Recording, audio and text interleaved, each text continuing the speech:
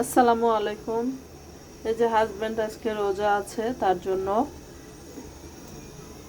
Tilapia মাছ আর কই মাছ হলুদ মরিচ সব রকম গুঁড়া মশলা দিয়ে এটাকে মাখিয়ে রেখেছি। এখন ফ্রাই করে নেব, মানে বারবিকিউ। খুব সুন্দর করে এটা ম্যারিনেট করে রাখছি। এখন তেলের উপর দিয়ে দিব।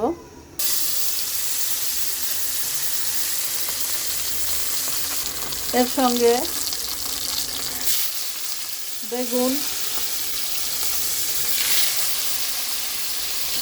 তার সাথে যে আলু সুন্দর করে সাজিয়ে দিয়েছি। অনেক মজা লাগে বারবিকিউর পাশে ছোট ছোট আলু কিউব করে কেটে দিলে। অনেক সুন্দর না? অনেক সুন্দর। ধন্যবাদ।